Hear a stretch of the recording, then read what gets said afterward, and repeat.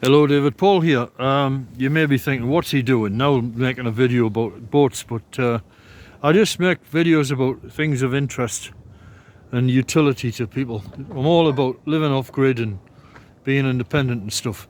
Now, I was walking across the bridge and I noticed this boat on the canal, and I thought, that's an interesting boat.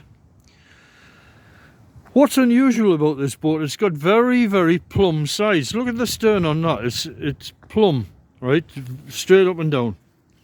It's got a sort of diving board thing on the back, which is, you know, useful for stuff. Although you do get charged on the length of it. That's classed as part of the length of the boat. So therefore you're going to pay for that.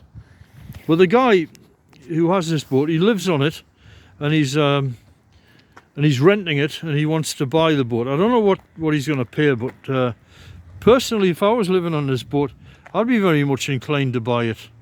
I think I would make some changes to that wheelhouse a bit, let a bit more light in, put more windows in. That's a later addition to the boat.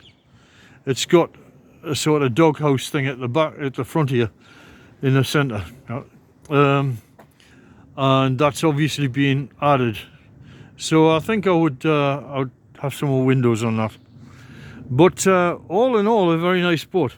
So as I was saying about the plumb sides, I asked the guy, I said, what's she made of? And he said fiberglass, which I thought it was. But what's unusual about that is normally you don't really get slab-sided things constructed in fiberglass, because it's not a very stiff material. So you either put stiffeners in or you put curvature in to give it more stiffness. But sure enough, this one has got the slab sides.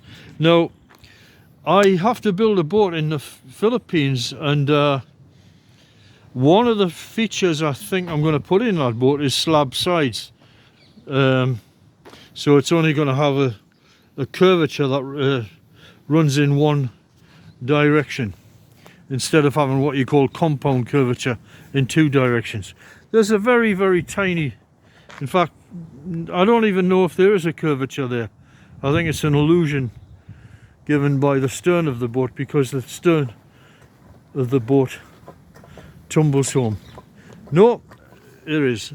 It's got what you call tumble home. It comes backwards in on the boat there.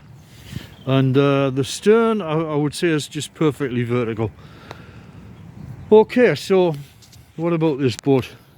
Well, as I say, she's got this single curvature instead of being compound, and she looks very weather tight. So I would imagine living in this boat is going to be snug and dry. Something going on with the windows. I don't think they're leaking. I think he's just covered them just to keep warm during the winter. Nice bow, and the little portholes there in the side of the hull to let a little bit of light in. I guess he's got the head, the toilet in there, and that's basically it. I've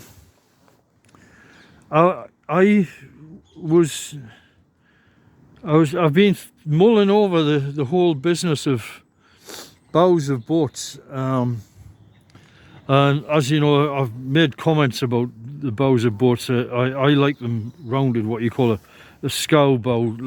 I don't really like pointy boats, because I regard that as a waste of space. And also I like the greater buoyancy which you're going to get with a fuller bow. Yes, if you're pounding into waves, that's going to slow you down, but I think if you're pounding into waves, you don't really want to be going fast either. You just want to be taking it easy, and then you won't broach, sort of trip over, and that'll be fine.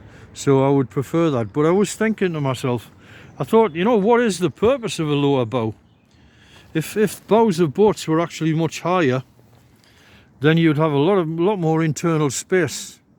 Because I've been having a discussion with a friend of mine about cockpits.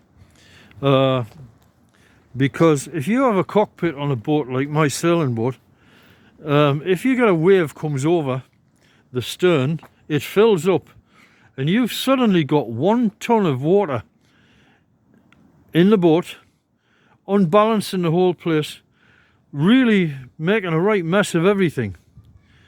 the performance of the boat altogether, and you really don't want that. So we've been discussing about the issue of not having cockpits on boats. This one doesn't have one at all.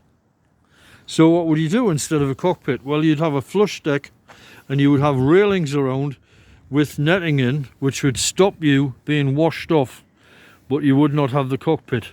Now the risk of getting splashed there would be way less because you'd be higher, and you could have a cloth screen around which would stop the wind being on you.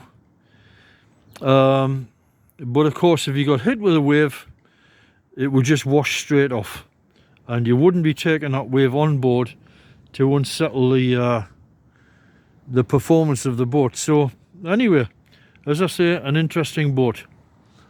I've seen some very fancy looking boats with what I have in mind, style wise, but they're all motorboats, and I'm wondering how you might pull that off as a sailboat.